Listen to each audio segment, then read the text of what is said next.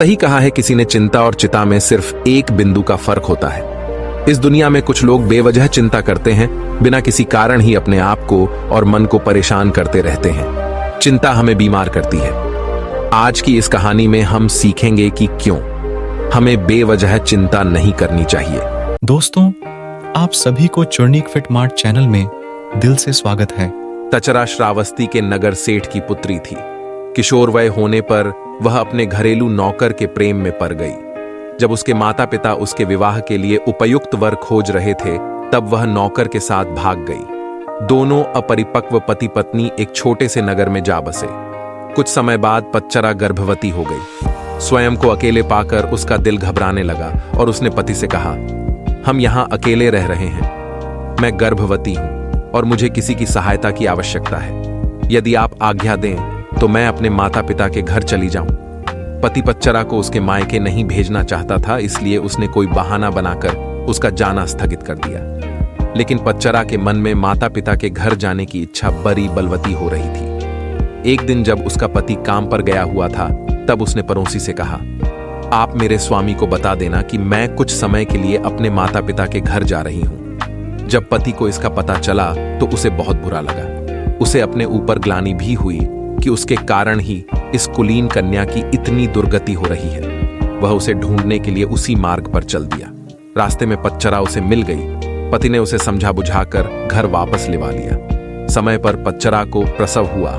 सभी सुखपूर्वक रहने लगे। पच्चरा जब दूसरी बार गर्भवती हुई, तब पति स्वयं उसे उसके माता पिता के घर ले जाने के लिए तैयार हो गया।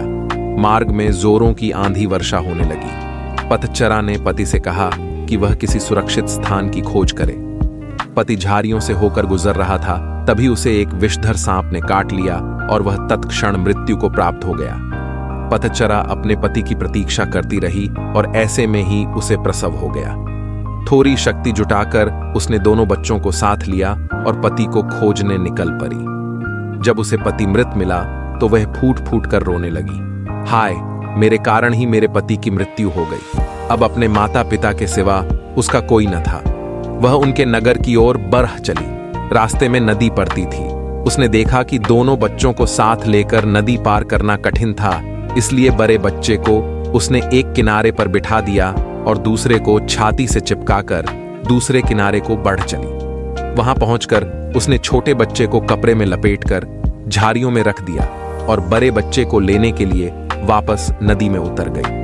नदी पार करते समय उसकी आंखें छोटे बच्चे पर ही लगी हुई थीं। उसने देखा कि एक बड़ा गिद्ध बच्चे पर झपटकर उसे ले जाने की चेष्टा कर रहा है। वह चीखी चिल्लाई, लेकिन कुछ नहीं हुआ।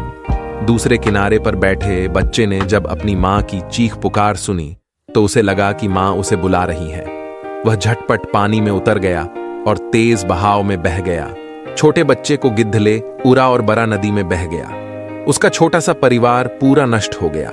वह विलाप करती हुई अपने पिता के घर को चल दी। रास्ते में उसे अपने नगर का एक यात्री मिल गया, जिसने उसे बताया कि नगर सेठ का परिवार अर्थात उसके माता पिता और सभी भाई बहन कुछ समय पहले घर में आग लग जाने के कारण मर गए। यह सुनते ही पच्चरा पर दुखों का पहाड़ टूट पड़ा। उसे तन मन की कोई सुध न रही। वह पागल होकर निर्वस्त्र घूमने लगी।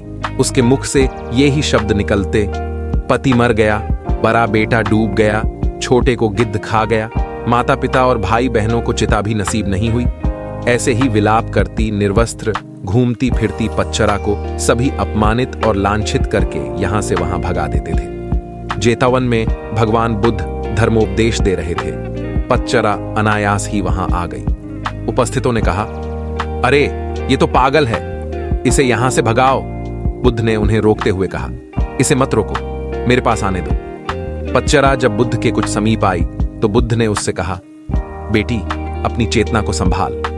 भगवान को अपने समक्ष पाकर पच्चरा को कुछ होश आया और अपनी नग्नता का बोध हो आया।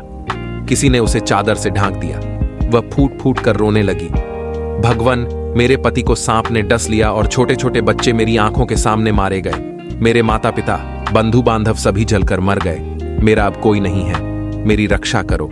बुद्ध ने उससे कहा, दुखी मत हो, अब तुम मेरे पास आ गई हो। जिन परिजनों की मृत्यु के लिए तुम आंसू बहा रही हो, ऐसे ही अनंत आंसू तुम जन्म जन्मांतरों से बहाती आ रही हो। उनसे भरने के लिए तो महासमुद्र भी छोटे पड़ जाएंगे। तेरी रक्षा कोई नहीं कर सकता। जब मृत्यु आती है तो कोई परिजन आदि काम नहीं आते। यह सुनकर पच्चरा का शोक कुछ कम हुआ।